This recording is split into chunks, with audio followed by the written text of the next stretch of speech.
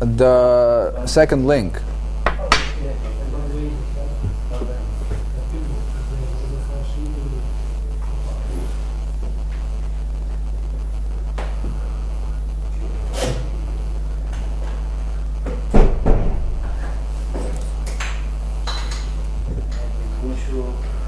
سيف سايد احسن.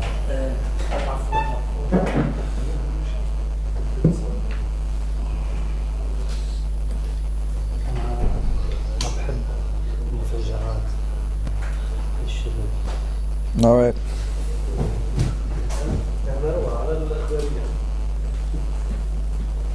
هذا ما مبين بقى الكادر هنا ما مبين الشيء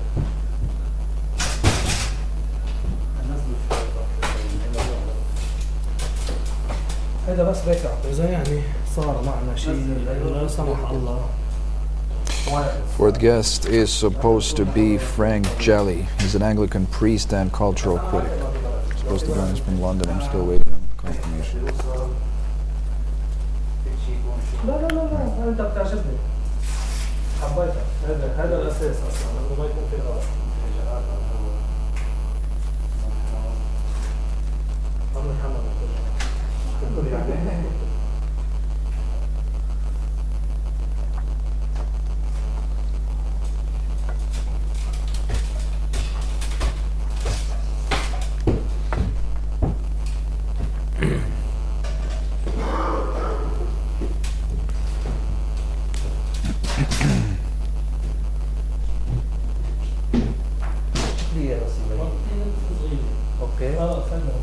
I didn't get your name, sorry. Surgeon Perado. Alright. Surge. Search. Yeah. Alright. It's helped me to read it. Oh, welcome. Okay. Okay, certain. And your origin from? Serbia. Serbia. Oh.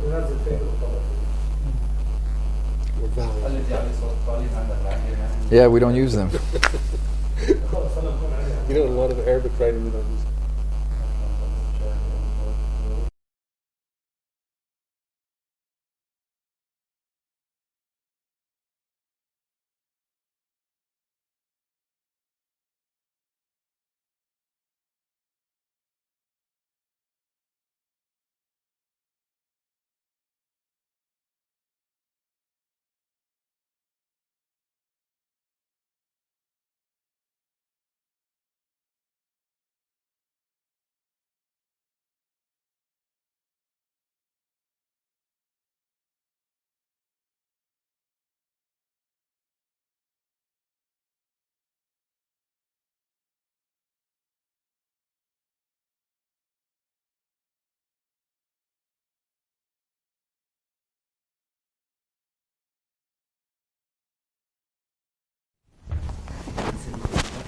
كمان سنة؟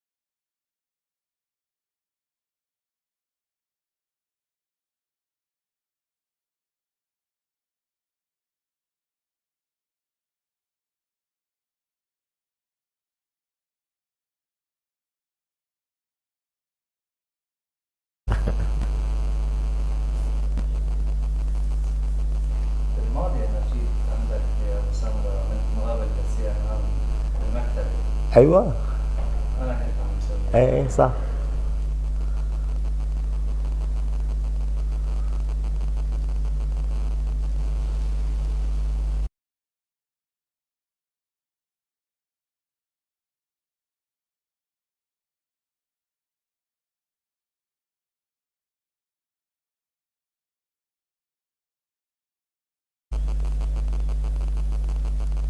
بصراحة ما بفهم في الوضع اللبناني.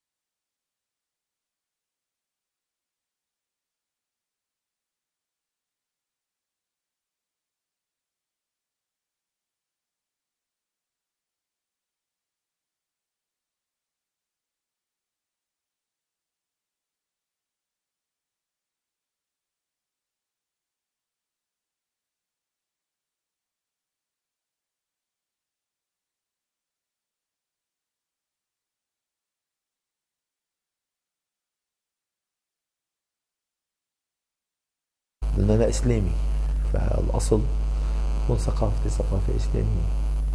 بس هون لا السنية إسلامية صراحة، حتى أكثر الشيعة ليسوا يعني كمان إسلاميين، إلا يمكن حزب الله بيدخل من مشروع.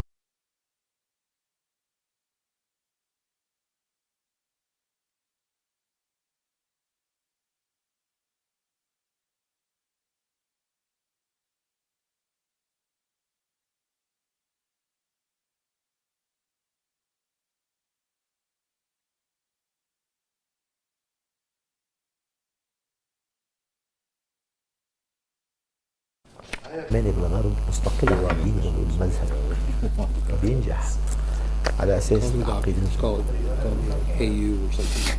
Mark. Yeah. Yes. فما بدهم الدين بالمرة. Which one? حد فصل الدين عن الدولة. Which part? هون لا، هون الدولة قائمة على أساس دين. My dad's family is from Quebec. ما بترتاحش. My mom's family is from Mr. Buckley, just checking one more time that you're with us, sir. I'm with you. I can hear you, no problem. Can you hear me? From the real. Okay, excellent. I had really had hard times when I started speaking English. Many times I started speaking English.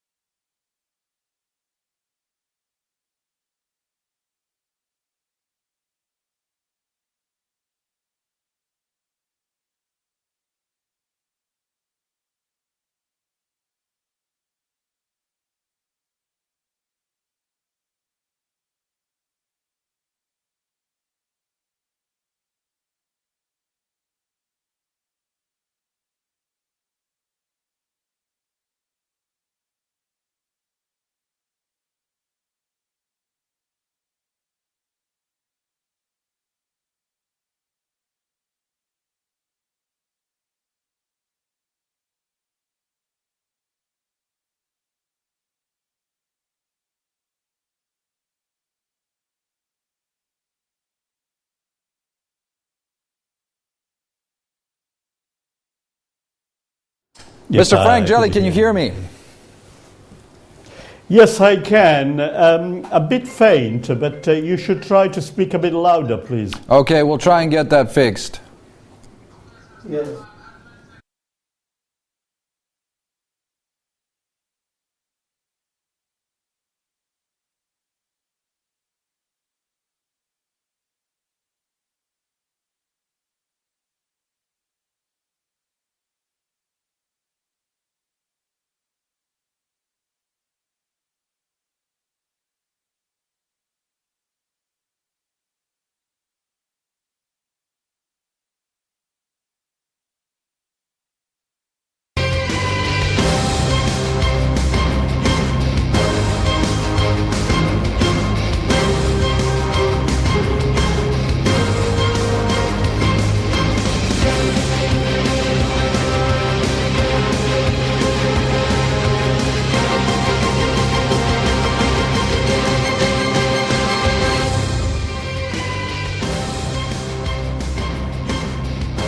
Millions of Christians and other religious minorities are facing vile persecution. many Christians are struggling to escape from the countries where their ancestors have lived for 2 millennia. The human tragedy unfolding in these countries is profoundly disturbing. Why are they giving them visas and also taking them outside? They have to help them here inside, Christians and others. At the cross, they shot on the cross. They went to people, family. They want to take their house to make a shooting place from it on the soldiers. They put the gun in the people's head and said, "You have to say the Shahada now, or we will kill you." And the guy had said, "Ashhadu an la ilaha illallah." He said, "Okay, he's one of us now." We are going to Syria. They disbelieve in Umar al-Khattab, Abu Bakr, Uthman bin Affan and Aisha. In God's will, we will slaughter them. Why? Because by getting rid of the Jews and the Christians, we return to Sharia. هم متشدد من يهود. نحن نذهب إلى شريعة.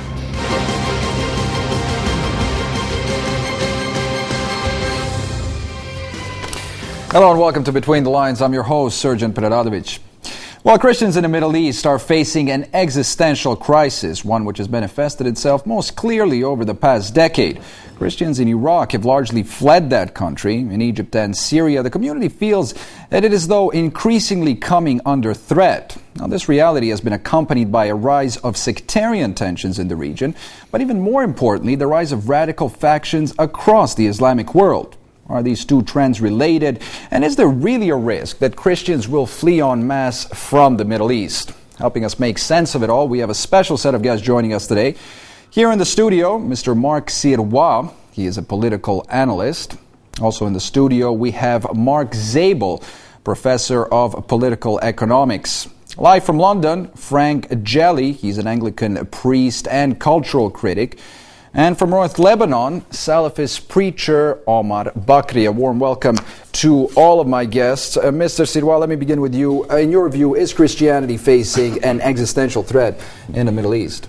Sadly, I think it is, absolutely. Why do you say that? Well, I want to make a point here at the very beginning by saying that many of the factors that affect Christians in the Middle East are the very same ones that affect other members of. Yeah, but we're not talking about other members. We're talking about Christianity. Absolutely. Here. So what's happened with the Christians is that because they're a minority, and they're a small minority in many places, the things that affect other communities fall on them much, much harder.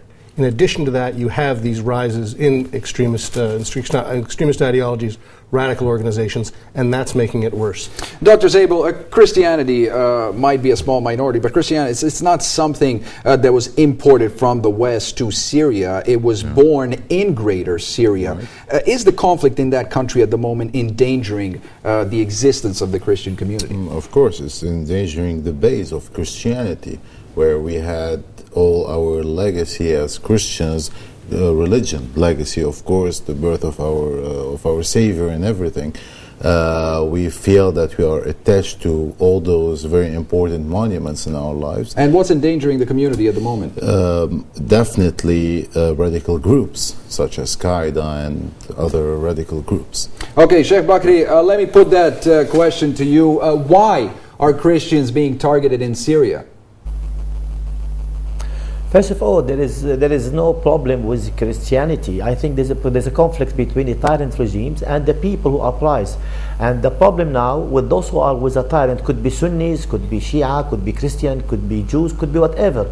But not because they are Christians or because they are Sunni or Shia, simply because they belong to the tyrant regimes of Assad. And the same thing, the uprisers. Yeah, but Sheikh Bakri, we have two bishops from Aleppo that are missing since April of this year. Just a couple of weeks ago, 12 nuns were kidnapped from the historic Christian town of Malula. That's not to mention the tens of thousands of Christians that have been subject to rape and massacres, hundreds of thousands that have fled. Are all of those people being targeted because they're allied to the regime?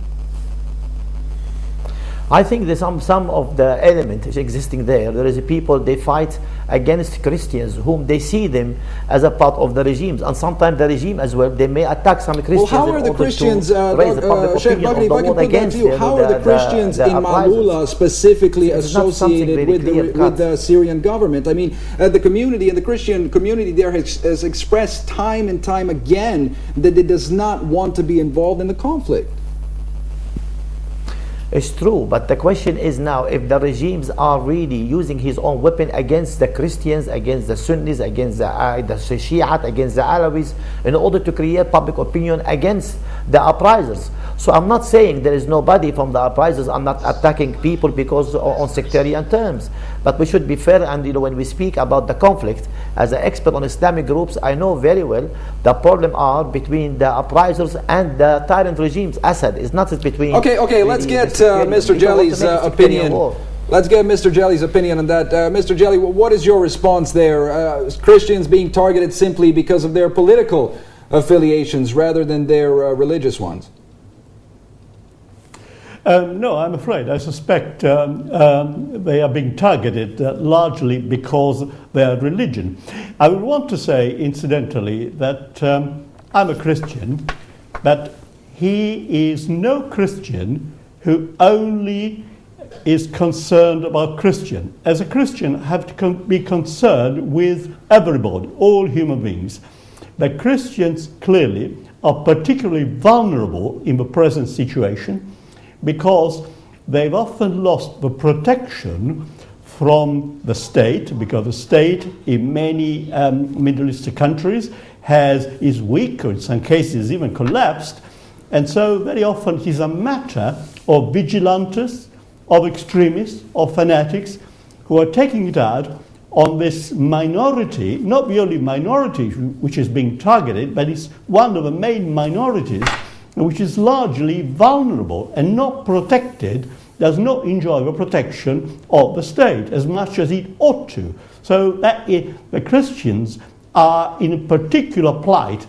There is a widespread Christianophobia, if I may use that expression, by analogy with Islamophobia. We speak of Islamophobia in the West, but there is also Christianophobia going on in the Middle East, but not only in the Middle East, of course. Mr. Sidwa, what's your take on that? Is there Christianophobia in the Middle East? Absolutely, among certain quarters. I'm always surprised by how little there is in some quarters, but every once in a while you run into people who regard Christians as interlopers somehow. And I know who are those people? Who do you blame? Who do you blame for the exodus and the suffering of the Christian community in the Middle East? It's a combination of things. I think that outside powers have acted in such a way that in many cases they've made Christians appear to be potential fifth columnists for some kind of outside intervention. In many ways, they've been alienated by the existing governance structures, whether they're Republican or monarchist, whatever they are. Arab government structures have not done enough for Christians. Lebanon is a very particular case. It's different here. But in many, many ways, Arab governance has failed Christians, even worse than it has failed their Muslim converts. Mr. Zabel, do you agree with that Arab governments, is the government in Damascus failing Christians there? Are they partly to blame for what's going on to the Christian community? No, actually, I blame people like Sheikh Bakri who are generating hatred towards Christians, who are generating hatred towards the Lebanese army, who are generating hatred towards government and putting everything into the Assad regime. I can understand that Assad regime is not a very clear regime. I know that. Totalitarian regime, maybe I can go wherever you want. But when it comes to the nuns you just spoke about, I don't think that Al-Qaeda and the Salafists, which Mr. Bakri is part of, and he's really proud of, I don't know why, I know how they can take the crosses out of the necks of the nuns. And the cross is our sign, and we take pride in this sign. You just take them out because some Sunnis and some Qaedas, some Salafist people don't think that the cross actually should be even on the neck. You can see how much deteriorating the situation is being held from the Salafist point of view, and sadly those are the people who actually want to rule over the Middle East. This is really a sad story. Sheikh Bakri, there is plenty of evidence to support that Al-Qaeda-linked groups, Islamist groups in Syria are in fact targeting the Christian community pretty extensively simply based on their religion. I think 4 months ago, Al-Qaeda has launched by the permission of Sheikh Ayman al-Zawahiri in the name of Jabhat al-Nusra. Before that was no Qaeda, and anyway, now I could tell you one thing, there is really conflict between Islam and non-Islam. The issue becomes sectarian war. This is really no doubt about it. Now, but doesn't mean that is the Islamists or the Mujahideen are targeting a particular sect or particular religion. There's a lot of Christian in Lebanon. Half of the Christian in Lebanon are against Assad and helping even the uprisers, whereas the other half are pro-Assad. The question is now is political. So are you essentially saying Sheikh Bakri, that Christians then are fair game, that it's okay to target them? I don't think anybody saying is okay to target somebody because of his own religion. We're speaking about now conflict between two parties based on political, really, if you like, dispute, not on religious dispute. There's a lot of Christians living in the Muslim area, in Aleppo and others, nobody touches them. There's a lot of people who are Shia living among Sunnis, nobody touches them. It's the same thing in Lebanon. So the question until now, thank to God, is not become sectarian, purely sectarian. Still is a political divisions. It is between the tyrant regimes and people who are looking for justice, looking for the freedom, looking for itself really better, really quality of life than they have been suffered for years under the dictators of Assad. I completely disagree, Sheikh. I completely disagree. I imagine Christian living with the Wahhabis or Christians living in Aleppo along with Qaeda people. I definitely disagree. You, in your ideology, political, religious ideology, I don't know which ideology, you don't actually believe in diversification. You can never accept another element of society. This is you guys. This is, and you take pride of it. You take pride of it. You take pride of it. Yeah, we don't accept anybody, and you will never accept anybody, because for you, a part, and this is definitely not Islam, because I have many Muslim friends, and I'm a Lebanese Arab Christian, and I very know about Islam. And I know that this is not Islam. What Al-Qaeda and what you guys doing as generating hatred in society through the youth, young people blowing themselves up with other Muslims and other Christians, our Lebanese army, what you are doing, you will be held responsible in a social manner. This is a promise. You want to transfer it to sectarian war, but it's not sectarian war. I say to you, people affiliated politically with that side or other side, not because they are Christians or because they are Muslims or Sunni or Shia. So there's no need to make it sectarian. There is but really it's difficult, Sheikh Bakri, it's very difficult to defend that point of view, given the fact that hundreds of thousands of Christians have fled from a number of countries where radical Islamist groups have gained a foothold. You see, I think the people, they have the right to feel for their own life. I have no blame. I don't blame them. I blame the Assad regimes who are using this card, Christianities and sectarian card. So therefore, really, he should stop really taking those nuns and release him the way he take the two bishops. The Syrian government are the one behind all this kidnapping of the Christians and the others, communities, just to blame Al-Qaeda, to blame Salafis, so they can get support from the international communities. I think the game is over now. People realize that. The people kidnapped from Azaz and which actually came back home, did the Assad regime took them, or the Turks people of Azaz, the people who be kidnapped in Azaz, and the anti-Syrian, what you call anti-Syrian or national Syrians, Bashar al-Assad. The kidnappers of the 11 Shia Lebanese was people with Bashar al-Assad, and they hide themselves really in the name of certain names. When Abu Bakr al-Baghdadi entered to Azaz, they have to release him immediately before they go to Abu Bakr al-Baghdadi hand, will be exposed on the plot. And the nuns, stop, and the nuns who you guys took the cross out of their neck. And that is really the big price Hezbollah they are paying. And the nuns taken by Bashar al-Assad also?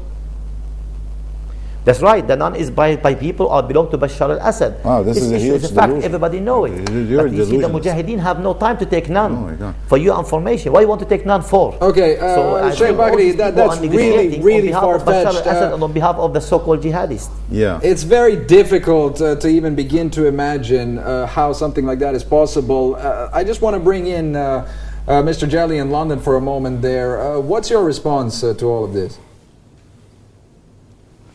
Well, religion is an important marker of identity in the Middle East, in a way in which it is not. In a way, I regret it, because I think faith is the most important part of a person's identity. So it is a fact that Christians are targeted as a religion is something indisputable to me.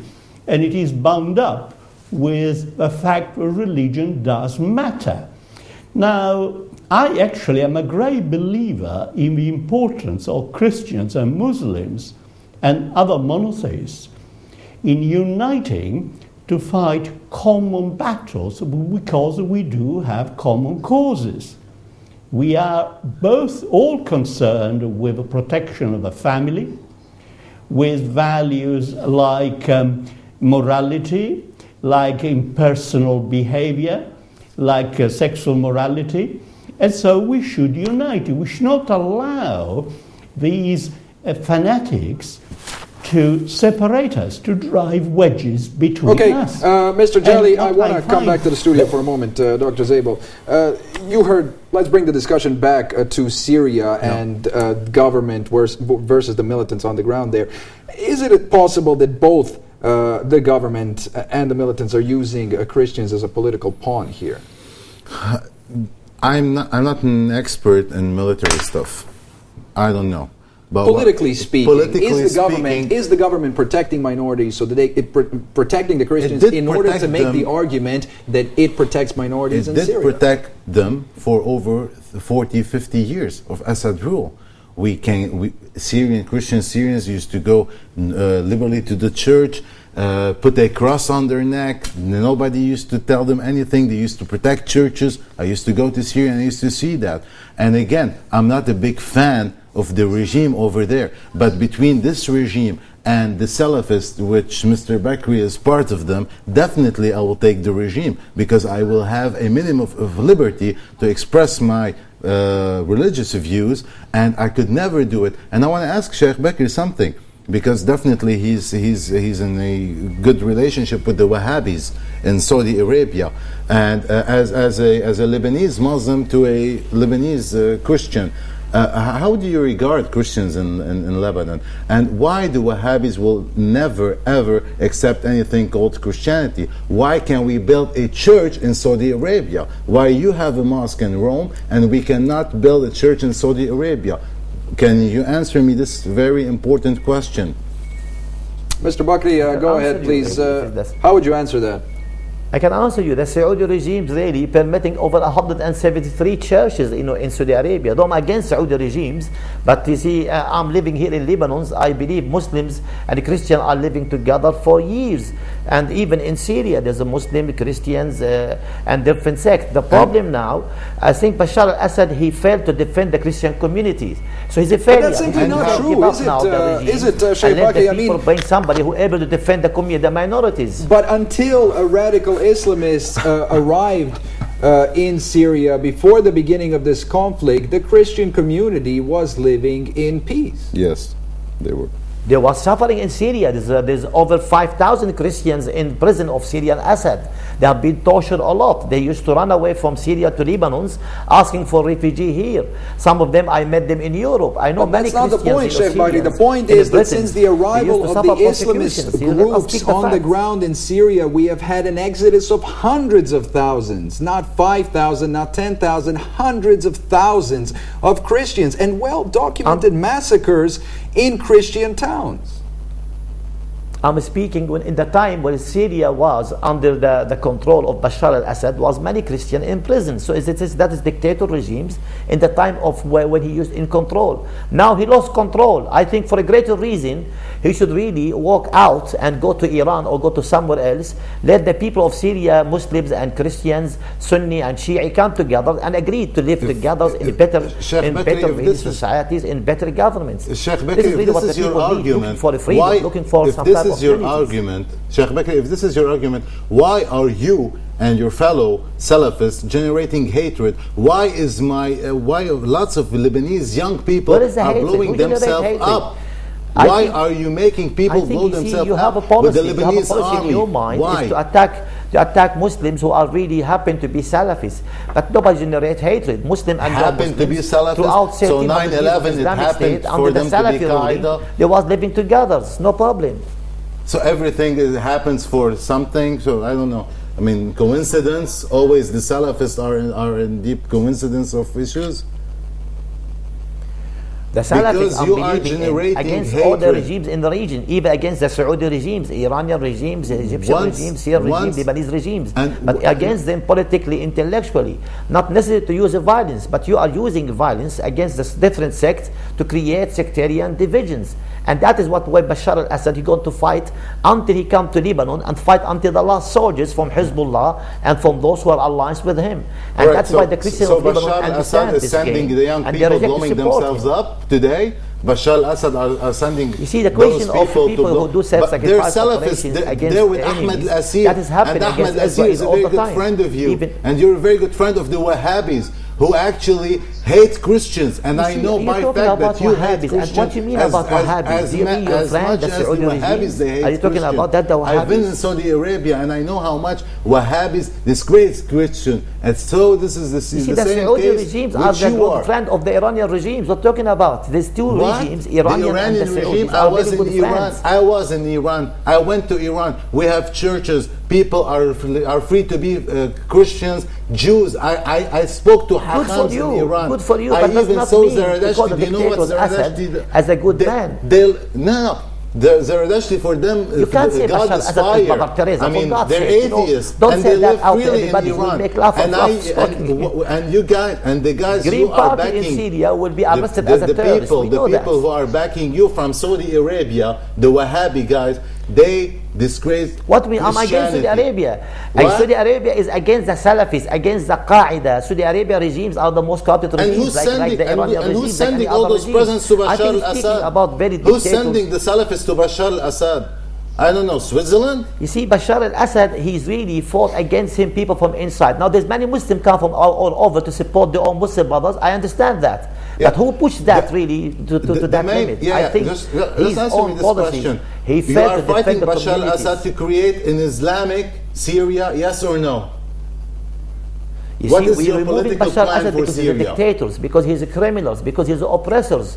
Now, what people want to live under after that is up to them. Yeah. There is some element of Islamists who want to bring Islamic State because they believe it's the best for the people, but doesn't mean they are going to kill people because of their own religion. That is not the case. Nobody fight against Christianity or against what do you Christians. want Syria to be? Nobody fight against Judaism or against the Jews. It is a war between people who are really want to fight for their own freedom, and that's what Bashar al-Assad you should realize.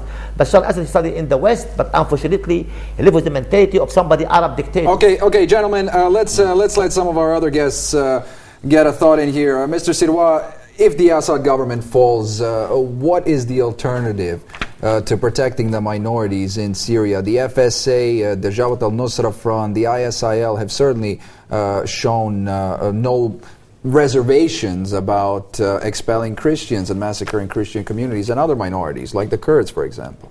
I think that if the regime were to fall, you'd be faced with a real humanitarian problem, potentially a catastrophe. As I said, I think the problem is more general with Arabic governance. But if that regime falls, it's the only bulwark right now protecting most of the minorities inside Syria. The Christians especially, I think, are highly vulnerable. Now, I'm not saying there would be a massacre. It's hard to say, or would be smaller ones or localized, but something would have to be done in a hurry to prevent one. There's no doubt about that. Mr. Jelly in London, your thoughts here. Do you support the Damascus government in their efforts to maintain control in Syria? Well, it is a very controversial regime. Maybe we should talk in terms of a lesser evil. No, in terms of protecting, Mr. Jelly, in terms of protecting the Christian community, very plain, very simple, very straightforward. It's a yes or no question. This is about protecting minorities in Syria. Do you support the government? Well, I mean, I support a good negotiated solution to a present civil war. Certainly the regime of President Assad has to be part of it, but I think we should not. I'm definitely concerned with rushing too much in identifying Christians with supporting the regime, because that's exactly a charge which the jihadis and the Islamists are leveling at the Christian. They're saying you support the regime. I'm sure the Christians are happy with any civilized government which would protect the fundamental rights, the safety, which would not have churches burnt down, girls raped or kidnapped, and individuals being murdered. So Christians, in a way, are in favor of a civilized state regime which goes by the rule of law. Whether it is President Assad or a new coalition kind of government, it doesn't matter. I mean, I don't think President Assad is an angel. I don't think the regime is perfect. But maybe we should think in terms of a lesser evil and think ahead. Whether the new Syria, which will emerge out of this ghastly bloodshed, this gory affair, will actually be a polity in which everybody will be protected and will be able to flourish. Okay, let's get Sheikh Bakri in here for his thoughts. Sheikh Bakri, according to that argument, that would make the groups that you support the greater evil. I believe really that is very good argument he put it himself. But the question now to say that a group is more evil than others, we are really talking about a government of Assad which is about 30 years. Before but we're not talking about that, Sheikh Bakri. We are talking about guaranteeing the security of the Christian community in Syria. That's what we're talking about. And Mr. Jali is making the argument that it is the Assad government that has protected that group up to this point. I think the Assad government has failed to protect the minorities, whether Christians or whether Muslims or whether Sunni or Shia or Alawi. What is the basis for that argument, Sheikh Bakri? That's what I would like to know. If you can provide me with some statistics, with some numbers, with an argument that says that what you're saying is in fact correct, because everything that we've seen implies the contrary. There is a lot of Christians and Muslims behind the bars in Syria for years, and even some of them Lebanese Christians are nobody knows where they are for years, not to mention inside Syria. I think he's failed to protect the minorities. He should really step down and let the people of Syria, Muslims and Christians, come together and bring the better government for them. That is the solutions. As the man there is collecting in London, that the Christians happy with any regimes which can protect them to have their own churches, their own worship. They are any-civilized regimes. And I agree with him. Muslims and non-Muslims should live under civilized regime. As a Muslim, I believe Islam provide that for 1300 years. There's many churches from the time of Prophet Muhammad until today, many churches existing in the regions. Yet Islam was in power for 1300 years in the regions. There's no war against Christianity or against minorities. It is a war between oppressors, you see, and the oppressed. And this is really the whole situations. Yeah, Sheikh Bakri, I would like to make a statement here. Between what I see on YouTube, how Christians and other minorities are slaughtered and heart-eaten, and all those barbaric movements of the Salafists, I would like to say, between what I see, how the Wahhabis in Saudi Arabia deal with Christians and other minority, how I see bin Laden, the butcherer, what he did in 9/11, and when I see all the circle of history, he's a butcher, and you listen, he's a butcher, and he killed innocent people as Salafists are killing innocent people, as many of you guys are generating hatred in society.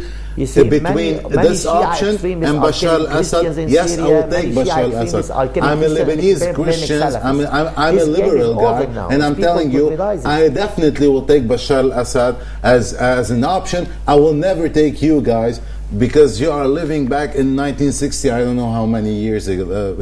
This is you have blood on your hand. Salafists do have blood on their hand.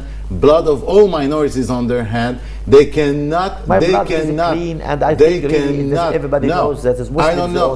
But clean. When you generate hate towards, I listen to your speeches. I listen to your speeches very well. When you generate hate and you tell people that they can blow themselves up because they will have, I know how many a woman upstairs in heaven waiting for them. I don't know anything exactly about what this. Hezbollah I don't know doing. about That's this. exactly really But what many once other he will, groups they are once doing. he You will should kill blame those himself, people, the taking terrorist Christians with them, he will he will enter paradise. This is hallucination, and this is the generation of this kind of hatred will collapse upon your heads and the Salafist and Wahhabist regime in Saudi Arabia and the Qataris and I don't know whoever backing up those guys, those Islamic fundamental guys. We had the same experience in Christianity. We had the Crusades, and they did an awful job. They did one of the worst jobs in the world. The Crusades, what they did, and when Pope John Paul II actually gave his apologized for what the Crusades did. You are doing worse than the Crusades. Okay, Mr. Sheikh Bakri, I really believe you tried your best to create public opinion against the Muslims in the area, against the Mujahideen. Well, okay, let's talk about something that you said, Sheikh Bakri, because you're speaking about corrupted regime. Right, something you said with an interview with Reuters. About creating an Islamic emirate in Lebanon. You said it was a possibility, and I quote here, "This idea is realistic, and I think that it inspires all young Muslims, since some feel the state, the army, and Hezbollah are attacking the Sunni Islamic doctrine."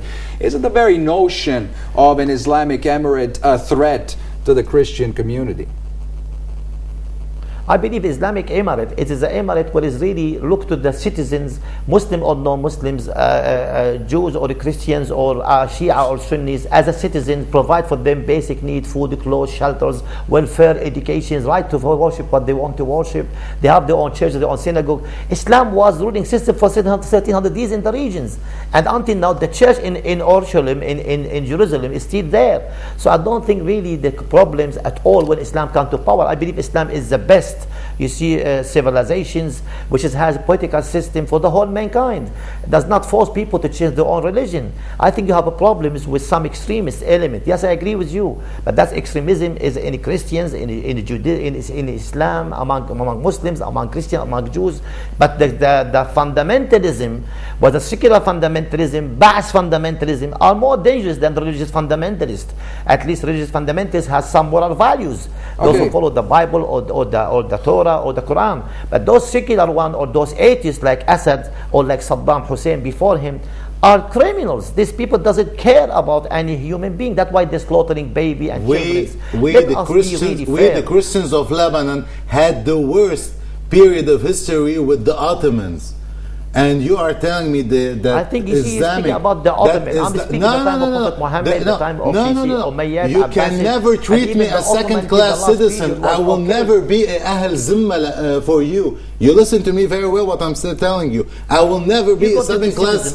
I will never be a second-class citizen. Such things that happening in KSA in Saudi Arabia, where Christians and other Gulf countries, where Christians are regarded as second-class citizens. I will never let this happen here in Lebanon.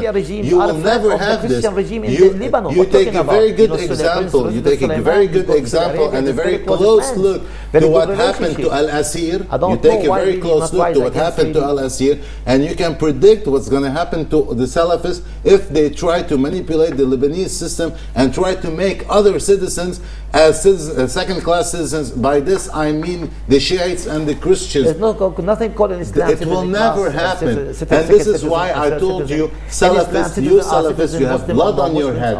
You have blood on your hand when you are playing this game. Lebanon will never be an Islamic. Is free. Lebanon will never be an Islamic. I think you are speaking about. No. Lebanon, no, because I associate you with Bin Laden, and you are proud of this definitely because I have a statement that you are proud of what Bin Laden did. I associate you with Bin Laden, with Asir, and all those guys who tried to kill my people, tried to manipulate the young of the youth to go and bomb themselves. This will never happen. I wonder if you are Lebanon. Christians, by the way. I think you are Shia, but just coming out as a Christian now. I don't know why. Okay, all right.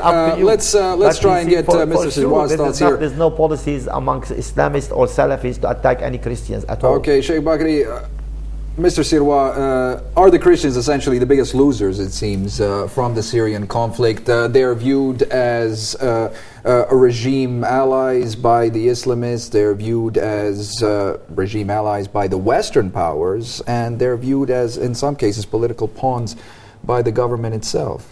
I think in some ways, definitely, they're the biggest losers so far. I mean, depending on what the outcome of the war is eventually, there could be a bigger loser. But this far... There are those who fled Syria, and I've read quite a few accounts of people saying that they don't see a place for Christianity in a new Syria.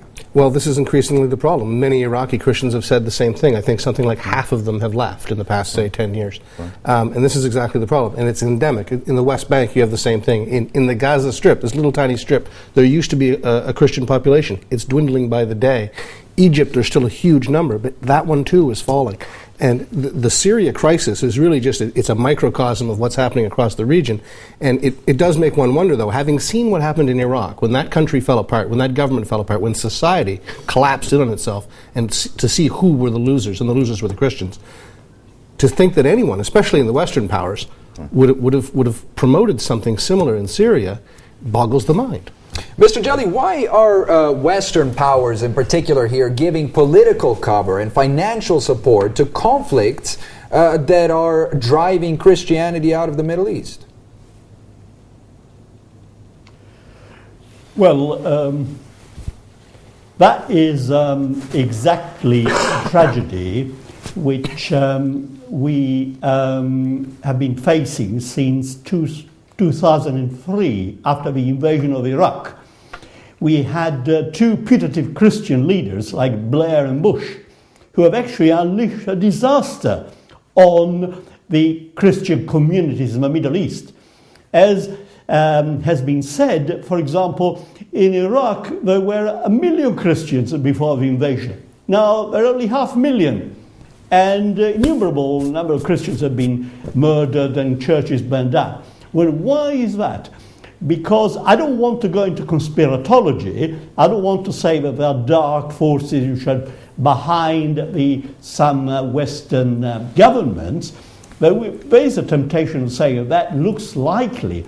Or maybe it is just foolishness. Or maybe it is just that the West is so infatuated with the idea of secularism that it does not. Okay, well let's try and pick one of those. Let's try and pick one of those options there, Mr. Zabel. Why, in your view, is the West supporting the Free Syrian Army and other countries in the region that are aiding Al-Qaeda affiliated groups that are essentially exterminating Christians in the Middle East? I guess now there's a change in those views.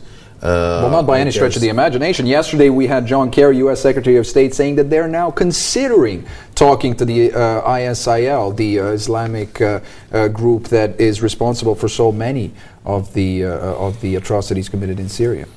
Now, definitely, I won't bet too much on foreign politics when it comes to the U.S. And European country as wise politics when it comes to the Middle East. Especially, I don't know how much those foreign policies they understand the very nature of Middle Eastern internal politics. They did, as Mr. Mark just said and mentioned, they did a huge mistake in Iraq when it comes to Christians. They're doing a huge mistake in Syria when it comes to Christian. I don't know if they're... So does the Iraq scenario offer a glimpse of things to come for all of the Christians in the Middle East? Is that what you're saying? All the Christians in the Middle East, yes. But, I mean, Lebanon will always have a very special treat in this whole thing. But definitely, it's a very unwise foreign politics when it comes to Christians in the Middle East, and I'm afraid I don't know if on their agenda when it comes to the U.S. And superpowers, if on their foreign agendas they do have something called Christians of the Middle East, and this is my biggest fear. Sheikh Bakri, how did Christians in Iraq become embroiled in that sectarian conflict there? Out of the 1.5 million Christians living in that country, only about 200 to 500,000, I believe, remain there. How did they become a part of the Sunni-Shia conflict? I believe really American foreign policy was not really to develop the region. It was really come to exploit exploitations. They are the one who support Saddam Hussein. They are the one who support Gaddafi and Assad and all those regimes in Iran and Saudi Arabia. I think really that for the European foreign policy and in particular the American foreign policy, the Russian foreign policy is based on their own interests. The state of Israel and the oil and the resources in the area. They doesn't care about Christians or Muslims or anybody there. That's why the government of Maliki, who are pro-America, are the one who failed to look after the communities. The okay, Sheikh Bakri, once again, I have to ask you about the role of Islamist groups on the ground there. Last Friday marked the 10th anniversary of Saddam Hussein's capture, but even in his brutal years in power, how may Christians look back on that time, considering that they fled following his downfall? I really strongly believe that Christians really have a phobia because they are worried about a new regime to come similar to those Ba'ath parties and Assad and Saddam regimes. I promise you one thing, the Islam which come to power will be much better situation to Muslim and non-Muslim. Nobody going to become second citizenship. Like it's not in the Egypt? case at all. I think that the friend there in the studio is completely wrong. We have a very good example in Egypt. Can we talk about the Egyptian example? Can we talk about the Tunisian example? When Islamists came to power, what Morsi did in power, how many churches were burned when Morsi was in power. Why can't we take Egypt as an example, please? Can you do this? I think you are. Or can we take Afghanistan when Taliban went to power, when the dark ages of Afghanistan started? The Islamic applications are so clear. It is purely moral values, it's purely command of God, the Christianity, Judaism, Islam. When it comes to the implementation, there's a lot of people evil in the name of Islam could come to power, and that's what we are really against. And that's exactly what happened in Tunisia and Egypt and in Libya and now in Syria. America failed to support the Syrian people. Let Assad really continue his own atrocities for 3 years. And now, after he used the chemical weapon, they try to come to sort out problems after it become too late. So there's a lot of Islamists now there. I can tell you, there is a project called ISIS, or they call it the Islamic State of Iraq and the Sham, Abu Bakr al-Baghdadis, and those who are pro-Qaeda, are there to establish Islamic State, but not to kill Christians, not to kill really...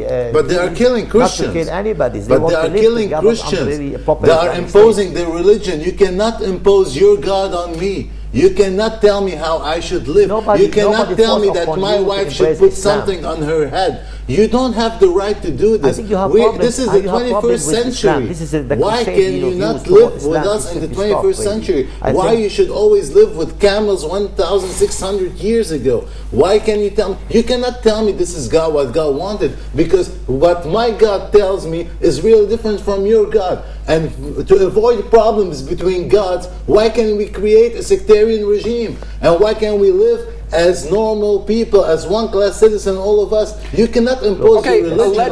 Let me put one question to you there, Sheikh Bakri. If I can just ask you this: you mentioned the Islamic State of Iraq. You said they want to create an Islamic State and not to attack Christians, but the Islamic State of Iraq said in 2010 that Christians in Iraq are a legitimate target, and more than 60 churches and monasteries have been attacked since the American occupation began by those extremist groups. Aren't they fighting for the same things as you are? He will blame Bashar al-Assad now.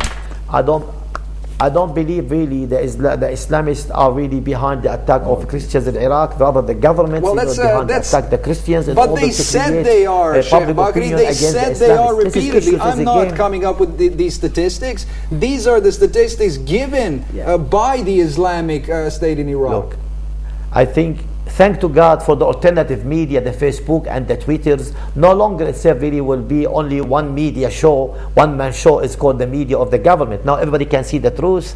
The Christians now who are living in Iraq, nobody after them, nobody attacked them except the government. And how they kill people, take their heart off and eat it, how they slaughter young kids because they're not Sunnis, how they do all this. This is also on YouTube, Sheikh Bakri. This is really good, and thank God, yes, there is YouTube. But definitely, are you seeing videos on YouTube how people are slaughtering each other just because they're different, or if a guy doesn't know how much how much praying time there is in the day. If he's not a good Muslim, for them, he will be killed. Again, what you are doing, Sheikh Bakri and all the Salafists, you are giving the wrong image of Islam. Islam is not like this. Islam will never be like this. And Islam will never be taught from the Salafist school. Okay, Mr. Jelly in London, let's bring you in here. To what degree can we view this exodus by Christians as a result of colonial policies which have given Christians, especially in places like Lebanon, have given them a special place in the communities? Well, I mean, you could argue that prior to the Western interventions by France and indeed Britain, there was another type of colonial power, which was the Ottoman Empire. That was also a colonial power. The Turks are not Arabs. And so every empire has favored some nationalities over others because it's, well, partly it's divide and rule. And remember, the France actually, which went into Lebanon, was by and large the France of La Troisième République, which was not particularly sympathetic to Christianity, which was largely a secular and Masonic affair. So I wouldn't say that necessarily the colonial, Western colonial influence was crucial. In a sense, they just went into a situation which was already divided. But all empires, there is a logic of empire. And, you know, a great Christian saint, Augustine, said that empires at the end of the day are bands of robbers. So what we want here now is not an empire. We want a harmonious community of people who live together and combine for human flourishing, and nobody oppresses another. And we're all combining, especially believers in monotheism, for the one true God. Mr. Sirois, we touched on Egypt a little bit earlier on. We mentioned the Muslim Brotherhood there and the life of the Christian community under Mohammed Morsi, but the Christian community in Egypt was sidelined even under Hosni Mubarak. Isn't this just a continuation of the policies of sidestepping the Christian community in the Middle East? I think they were sidestepped, but there was also certain, I know this is an overused term, but red lines. And the Mubarak regime, for all of its flaws, understood that a lot of its support, a lot of its financial support, rested on the fact that it had to maintain at least a modicum of security for the Christian community. After Mubarak left, that collapsed. Now, that doesn't mean that Egypt can't progress, you know, in some way. I think Mubarak had to go in order for the country to get better. That argument is difficult to make, given the fact that Western powers, as we mentioned earlier, are supporting groups that are driving out Christian communities in Syria, in Iraq, even in Lebanon. As I think a couple of other guests have mentioned, those Western powers have their own interests. And although they will use, rhetorically, they'll use Arab Christians as a rallying point to say this is why we need to intervene or this is why we need to do that, what they're really looking out for is what they perceive as their own interests.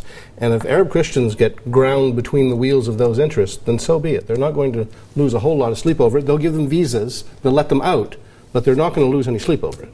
Sheikh Bakri, let me get your final thoughts on this. Is there a danger here that the religion of Islam is going to be viewed by the outside world as intolerant of other religions if the Middle East continues to be emptied of Christians?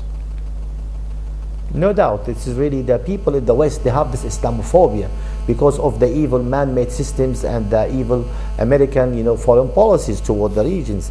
And now with the growing of Islamists in Syria, and they want to come to power, you see, I think they will create more phobia. And now we have some people like the dictators, they're using these cards to tell to the whole world, there's a war against Christians, they're going to kill the Christians, etc. We saw in Tunisia and Egypt, Muslim Brotherhood come to power, did not kill anybody. Christians did not implement Sharia. So those Islamists, when it came to power, they are not going to force Islam on anybody, not to force people to embrace Islam. I think we have a problem with a man-made system, and the evil foreign policies of America and Russia, and unfortunately the European as well countries. People of the West should say no, not in our name. We should not really make more enemy abroad, we should make friends. And the people of Syria have the right to stay together, Christian, Muslim, Sunni, Shi'i, and choose their own government based on freedom, based on their own choice. And now there's some element of extremism is there, but the Islamists who are there, they want to bring better system. They believe is the best of the best for the whole mankind, is the implementation of the Sharia, not to force people to become Muslim, but to look after their own interest, really from a special angle, the angle of what the Prophet Muhammad, may the peace of God be upon him, taught, and even before him, Abraham and Moses and Jesus, etc. Stop sending men and weapons to Syria. If the people wants to change, let the Syrians change. Stop giving them guns and stop giving them all those reasons for them to go and blow themselves up. You don't have the right to do this, and then at the end of the day tell me that I believe that the Syrian people have the right to make the choice. You are contradicting yourself. You can never send from Tripoli people and young Lebanese to go and die over there because you're telling them that the Sharia of Allah should be implemented in Syria. You don't have the right to manipulate their mind this way, and knowing that you and the Salafis will never ever have any point or any chance in Syria, and you know it. And you know how foreign powers, you said about the interest of each foreign power, and you know it's in their best interest. Okay, Mr. Sabo, unfortunately we are running out of time. Mr. Sirwa, your final thoughts, very briefly, the future of Christianity in the Middle East. Sheikh Bakri, we are running out of time. I want to get final thoughts from Mr. Sirwa here. Please go ahead. Long term, I think that the future of the Christians will be fine, but in the next 10 to 15 years, 20 years, you've got some very rough times ahead. Okay, a very worrying note to end on there. I'm afraid that's all we have time for on this week's edition of the show. I would like to thank all of my guests, of course, in the studio, Mr. Marc Sirwa, a political analyst. Also in the studio, another Mark Zabel, professor of political economics from London, Mr. Frank Jelly, an Anglican priest and cultural critic. And of course, from North Lebanon, we have a Salafist preacher, Omar Bakri. Thank you very much, gentlemen, and thank you for watching. Don't forget that you can catch us again at the same time next week. For now, goodbye. Today, millions of Christians and other religious minorities are facing vile persecution. Many Christians are struggling to escape from the countries where their ancestors have lived for 2 millennia. The human tragedy unfolding in these countries